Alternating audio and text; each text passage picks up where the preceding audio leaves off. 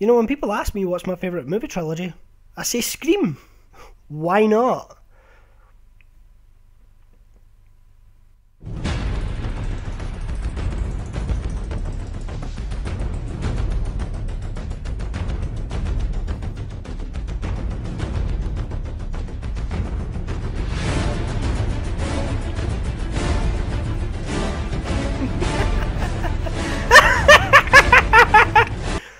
Just an impression of the Joker laugh. Of course it's the Dark Knight trilogy. This is one of the best trilogies ever made, and Christopher Nolan has to have a cookie or a cuddle because, my god, did this bring back the Batman franchise. What a great movie trilogy this turned out to be, and what great characters we ended up getting. And that's the main focus of this whole video.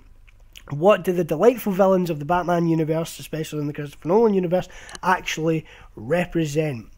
So, kicking off, I'm going to talk about Batman Begins and the two lovely villains we have, Ra's al Ghul and the Scarecrow.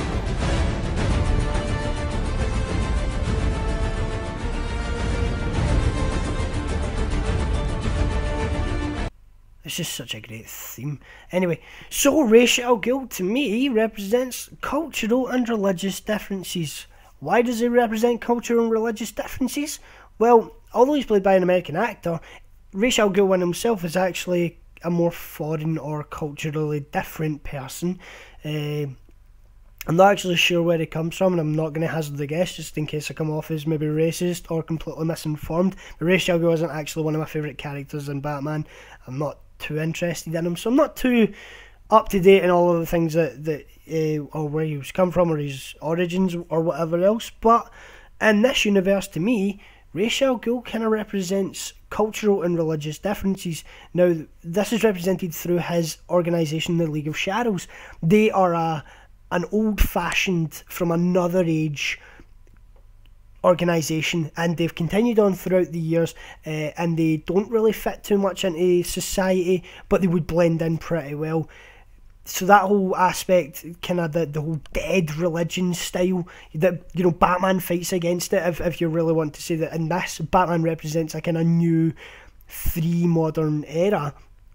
Well then, of course, he's going to have problems with an old religion that essentially spreads hatred and chaos. I mean, they come in when a society's built up too much and they have to knock it back down, show it its place. There has been so many times in religion where that is the case, especially, you know, I can really only talk about the Bible, but, you know, when man is kind of being dickish, and God's in a bit of a mood with them, he sends the flood to put them in their place.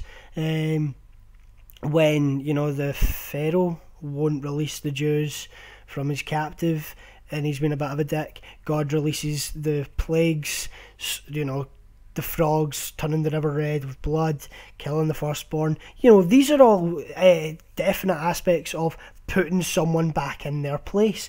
Ra's al Ghul represents, you know, like tearing down London or causing fires, and he wants to do this with Gotham as well. That definitely to me represents old style religion, killing someone because they've killed an eye for an eye, and there's definitely representations of that in our Bible, you know, or Christian or Catholic or whatever else. So these all make a little bit of sense, and yes, of course, you could definitely make that argument for terrorism as well, how terrorists are against the West, all of in their crusades could be represented by the League of Shadows, which is kind of weird, which is fronted by Liam Neeson. Another argument as well could be made that we have an issue today that's a little bit more specific. ISIS, the Islamic State, whatever else, we have people that are going over there into the Islamic State because they have been convinced. Now, Liam Neeson is an American actor, or an Irish. I'm pretty sure he's Irish. There's no lot anyway. You know, he's in a lot of American films, and there's a wee little subtle representation of how people can be swayed to do bad things. Maybe not brainwashed in that sense, but definitely how people can cross over to different cultures and cause issue with that. And I definitely think that Liam Neeson and his portrayal of Ra's al Ghul is, I mean, it's a great portrayal, and I think the representation of both cultural and religious differences is something to be admired with this portrayal. Maybe I'm reading too much into that, but I definitely see a lot of parallels towards the religious and cultural differences, especially in economically more developed countries to economically less developed countries. I mean, one could argue as well, as when you go to The Dark Knight Rises and where Liam Neeson comes from, it is definitely economically less developed, and it is more economically less developed countries that are more religious based in their law system. The judiciary system is more religious based. You know, I don't want to bring up any specific aspects, just use the economically less developed countries as a broad spectrum so that no one's going to get really pissed off with me. But I definitely know that in a lot of places, I mean, it's definitely still in economically more developed countries, you have people that are so against like homosexuality, or, you know, females basically having their own opinions. I know that sounds horrible to hear, but it does happen. We still get arranged marriages and all that, and I definitely think that Ra's al Ghul's, where he comes from, especially when we see in The Dark Knight, is a representation of an economically less developed country, and how they rely on these guidances for one reason or another. Maybe I'm reading too much into it. I hope I'm not offended anyone by saying this, but I mean, to me, this is definitely a good representation of that. Now, moving on to Scarecrow, definitely our modern take, or our modern representation.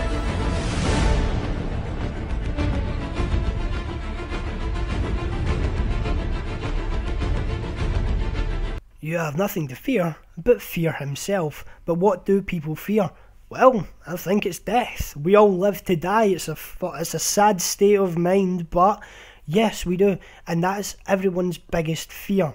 Now, if you take a look at Scarecrow's character, what he's playing, Jonathan Crane, what his profession is, he's a psychologist. He works within the medical profession. He has a great view of the mind. He is working in Arkham, which is a mental asylum, and you have to be pretty brainy to work in somewhere like that and definitely have his position. So what does he represent? Well, he has a medical background and he knows how to manipulate people. So in that sense, I think he is a representation of the darker or evil side of the medical corporations now, especially in America.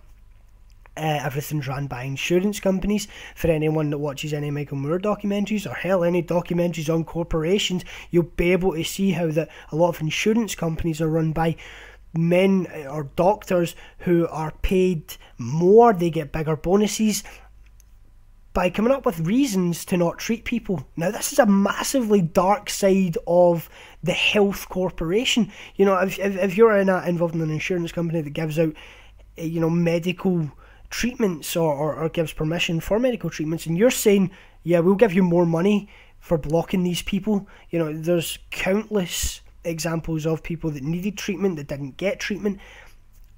There are people that have been mistreated as well, and I think Scarecrow is a definite representation of that. The guy in himself is pretty terrifying. You know, he wears this ugly ass Scarecrow mask, and I think that in itself is definitely this darker, evil side of a corporation. And then he takes the mask off, and he's just an average guy. He's got glasses, so you know he's smart. He wears a suit, so you know he's important. Oh, look, he's your everyday doctor or whatever else. So in that sense, I think that's a pretty cool representation as well. And the fact he's in the modern age as well.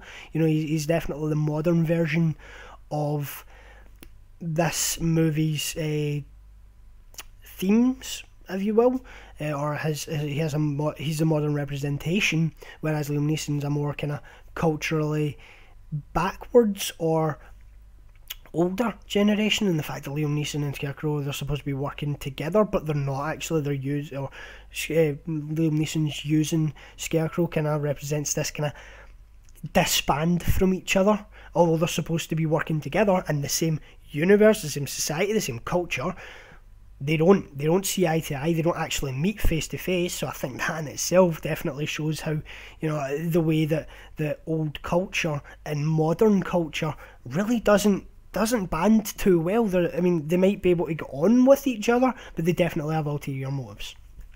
Maybe it's just me, maybe I'm reading too much into this, but that's definitely what I'm seeing with these representations. And I think Christopher Nolan definitely is using these villains as more than just a bad guy in a movie. Just saying. Moving on to one of the sexiest little sequels you'll ever see.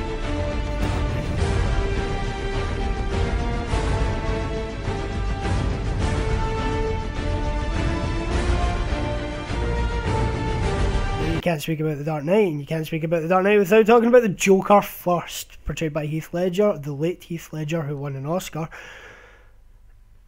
I mean, what else can you really say about this guy? He broke the mould by playing the Joker, mainly for himself, because a lot of people didn't think he was just going to be able to pull it off, and damn did he pull it out of the water. But to me, the Joker represents a little bit more than just Heath Ledger breaking the mould and an excellent performance and someone that wants to watch the world burn. If we're going to go on the themes of representations of our socio and political issues that we face in everyday society, then to me, the Joker would represent the media. He wears a cheap purple suit and makeup. That is colourful, kind of not adventurous, but fun colours, the whole concept of a clown. So many people like clowns and consider them entertainment.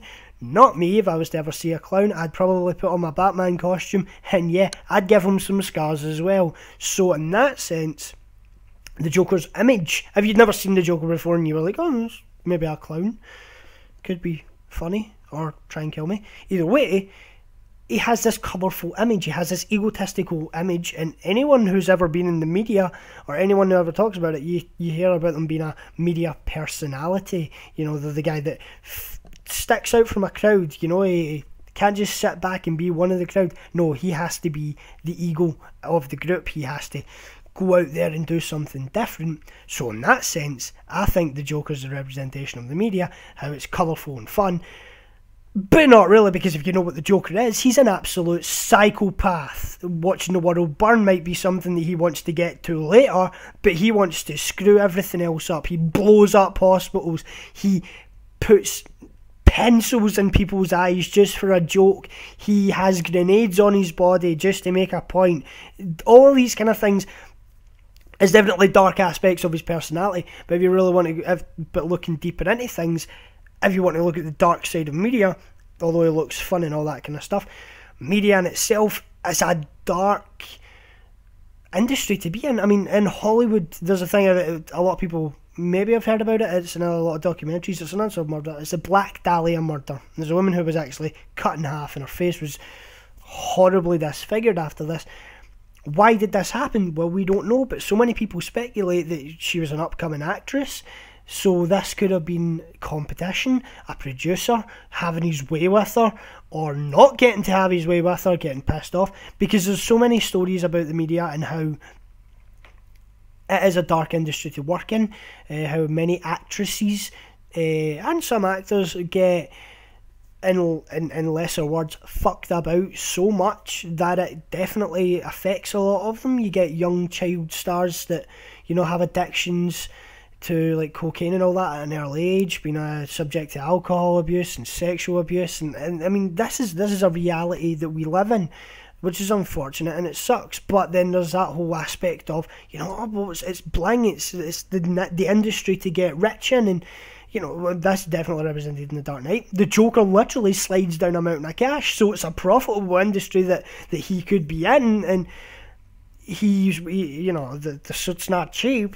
You ought to know, you bought it. So he has a higher class of life, and yet he's just a darker individual. Media in itself as well is a good representation of political correctiveness, and even brings it up. You know, if he blows up a truck full of soldiers, no one gives a shit, but if he kills a tiny little mayor, then, you know, shit goes out of balance because it's all part of the plan. That to me that's media. Media is a pick and choose scenario. Why would media want to report the sad and the bullshit when it could just talk about Justin Bieber's new haircut? kind of thing. The media is also a big sway in political ideals. Look at JFK versus Richard Nixon. This was something that so many people agreed that JFK looked amazing when he was on TV. He was clear, precise, and he looked good. He was wearing a good suit that worked well for the black and white industry, or the black and white era of TV, whereas Richard Nixon looked like a troll with depression, and people didn't like his representation, didn't like the way he was represented on media, and therefore said, that is not the mask that we want to wear for America. We'll go for the JFK mask because it looks better on TV. Screw the depressed troll. So in that sense, it makes a lot of sense. Now, the dark side of media can also be as well, I mean, right now in Britain, the Conservatives actually privatised healthcare. But no one really knew too much about it because the media didn't talk about it too much. No, the media talked about Jeremy Clarkson from Top Gear punching a producer on the BBC. Smoke and mirrors, ladies and gentlemen, just like the representation of the Joker in this one. He could be portrayed as a funny looking guy. I mean, he is quite funny, to be fair, but he has this dark agenda that everyone slowly becomes aware of. And, you know, if you watch a lot of documentaries, or even some documentaries, you will see the dark side of the media, perfectly represented, in my opinion, by Heath Ledger's Joker. Moving on to Two-Face.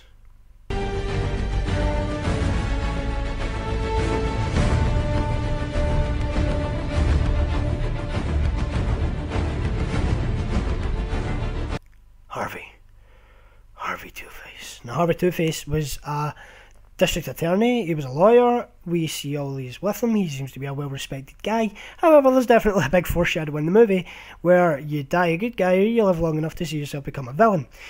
Now, that in itself, I think he's kind of one of the more obvious. He is the dark and the light side of our political and judiciary system. To me, anyway, the fact that the guy's a lawyer and becomes a bad guy just seems that he's been warped by society. Now, granted, there's this whole dissociative identity disorder that is definitely involved in it, but it's not really actually talked about too much in the movie. I mean, they talk about him being Harvey Two-Face, and they had the names for him, but overall, I mean, it's not really explored like in the other movies. So in this universe, it could actually be argued that he was shaped by his own system. He was attacked by his own system. People that he was supposed to trust are the ones that turned on him and caused him to be so burnt. So in representation, he is the good and the bad side of our law or political side, or political sides. Politics creates law, law enforces politics, and we're all just subject to it, which is a damn shame. But yeah, the fact that he's also scarred as well is just a physical representation of all the bad things that can go wrong with law. You have, especially in the movie, the mafia all getting arrested, which is awesome. That's a good thing. I mean, that's the good side of politics. But then you see how the people that are supposed to be enforcing this law end up turning on him because of money. The bad side. And these people aren't really held accountable by anyone except Harvey Two-Face, and in society he's considered a bad guy because he's putting a gun to people's heads and he's shooting them, which is considered a deviant act, although these people arguably were deserving of that fate. And it happens in our society as well. You get people that are so rich that they can buy their way out of law, you know, and arguably, you know, if we want to talk about media, Chris Brown, the guy's a woman-beating psychopath, and yet he's still making massive records. He's still got that massive ego where he thinks that he's done nothing wrong. He hasn't been punished, and yet if it was me or you, you know, the lower class, we definitely get punished. So there's definitely a light and dark side. There's not really a grey side, and I think that's what he represents. There's not a grey side to the law. You can't be guilty and poor, you know, because you'll be condemned. Whereas if you're rich and you have the money, well, to the law, you're technically not guilty because you can just pay your way out of it. I mean, you see it happen continuously. We have so many people that have broken the law, but they're in positions of power. You know, I'm pretty sure the Australian governor. I want to say governor. I can't actually remember, but I'm pretty sure it was done with. Oh no, the Canadian. It was a Canadian politician who was done for cocaine abuse. But this guy's in a position of power that really doesn't bother him. It's, to me, representing the 1% versus the 99%. How, if you're in the light side of the law, then and you have the money, then you're not guilty because you can pay for your innocence. Whereas if you're the 99% and you're in that dark side, you're not considered a part of society's elite, you're screwed because you're not going to be able to do it. Not a lot of people are going to want to represent you. To me, being involved for Nolan to put Two-Face in this universe is definitely a personification of the good and bad side of everything else that he speaks of. Cultural differences has its good and its bad side. If you're a widow and you say that you've found religion and it's helping you cope, good for you. I'm not going to question that. But if you're a businessman that is robbing people blind and you say that your good fortune is up to God when we know it's not, then of course we're going to question your motives in your religion. Medical insurance and medical health care and all that, it has its good and bad side as well. People need to be treated, but when it comes to corporations and money, there's definitely that bad side. Health goes out the window for profit, a good and a bad side. Media, like I've said, has its good and its bad side. It can open us up to things that we maybe never knew about. It can open light on issues and address them. Homosexuality, which was addressed in movies like Milk, portrayed by Sean Penn. These were all kind of ahead of its time.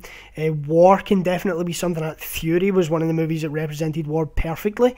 So these are the good sides of media. The bad sides of media is, like I said, all the things that the Joker represents is, all the issues of sexual discrimination, murder, theft, raping. These are all things that happen day to day, and it's the bad side of media. But Two-Face is definitely a representation of what is bad, can also have a good side too. So that's just my interpretation of the Two-Face and where he fits in and what he means for this universe that Nolan's created. Now, for the last of this universe, of course, we have The Dark Knight Rises. Is there a more perfect end to a trilogy? Arguably, yes, the Star Wars ones. But to me, I actually think this is definitely a better last movie for a trilogy. Anyway, I still think The Dark Knight's the more stronger, but I think this one has a more interesting plot.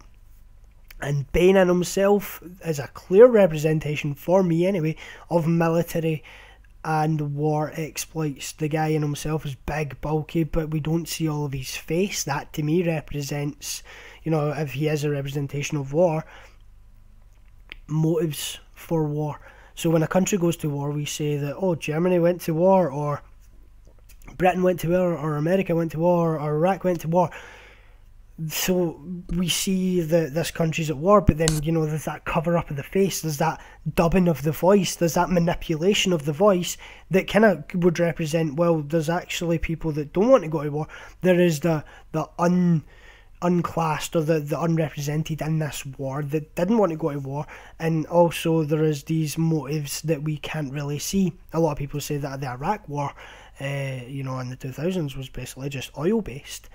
Again, if you watch some documentaries on corporations, this seems to be quite true because of the amount of profit that they hit out with. So Bane is a good representation of the physicality of war and the things that happen in war, when he corners off Gotham and holds it for ransom using the bomb, which is going to go off anyway. That to me is a good representation. We hear countless examples of this that happens to war when the Americans go into these countries and they take little villages as their stronghold. This clear link to that, but a kind of more darker side of that could be the IS, the Islamic State. They take parts of their country, they take little villages and they hold them hostage. Now in this, if we're going, the bomb in The Dark Knight can be the fear that they put into them, holding them hostage, saying they're going to kill their wife or their husband or whatever else, using death as leeway. The whole concept of blowing up the bridges in the Dark Knight, cornering them off from the rest of society. Well, the Islamic State, there's examples of the IS doing that. They use strongholds where they corner these people off and they hold them in. Just, these are kind of eerie little links towards it, and I do think that, the way that Bane controls everything, he's like a dictator of everything, but he doesn't really have too much control, which I think is pretty awesome. He can speak and do all these kind of things, but again, there's 99% of the people that are going to be like, no, we're wanting to take it back. But in that sense, you could have a warlord. That warlord might not necessarily have the full control of it. There could be someone behind him, this great dictator that's behind him, calling the shots. A little bit of a Dark Knight link there, because we have Talia al Ghul. I don't actually know why I'm showing you the picture. She's not in the picture.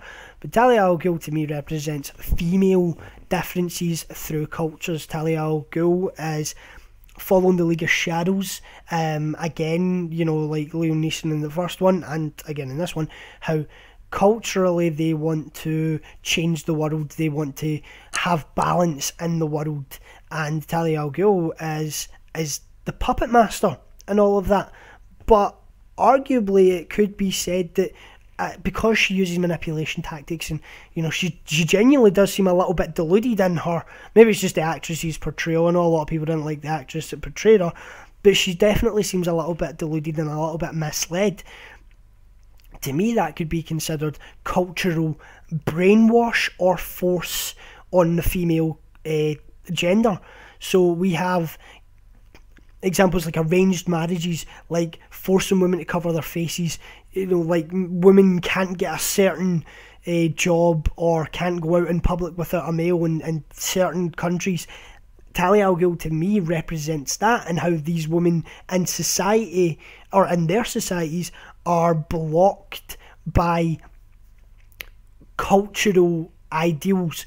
Her whole life is based on the exploits of the League of Shadows, creating balance and whatever else. Well, she is completely living her life. Everything she's doing for her life is just living up for that. That to me is a great representation of what happens in in other cultures with females. Maybe it's just me, maybe not. Now lastly, we have Miss Kyle, or Catwoman.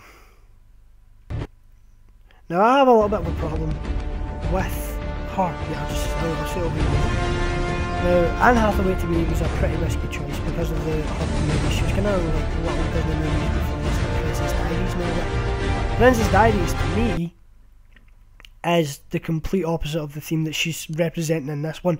Like movies like this, movies like the Princess Diaries talk about how, you need a man, and materialism is the biggest thing, and I guess if you argue like with the media and all that kind of thing, that's what they teach us. Really, materialistic things is a good thing to live by. But Anne Hathaway actually blew it out of the park as well. As Catwoman, I actually think she represents this culture's female.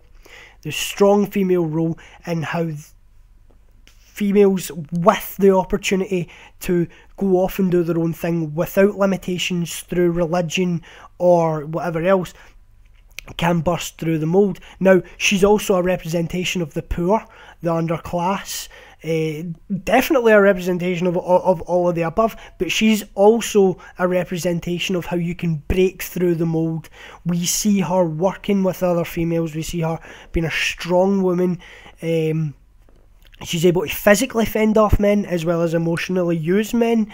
So in that sense, I do think that she's breaking the mould, and she's breaking through the glass ceiling that was, put up there by men. We even see in the movie that she talks about Bruce Wayne. With Bruce Wayne, she says how storm's coming, Mr. Wayne, and that she's adaptable. And in that sense, I definitely think that she's a great representation of females, especially within this society, our society, an economically more developed society that doesn't gender stereotype and doesn't limit people through cultural or religious beliefs. So I definitely think that Catwoman is a great representation of that. So that's definitely this has been my interpretation of what these villains, if you will, represent, you know, their deeper meanings. So I've been Jake for Rush Reviews, and stay tuned for my next video because I'm actually going to talk about Batman and what he represents. So thank you so much for watching this, and I'll see you in the next one.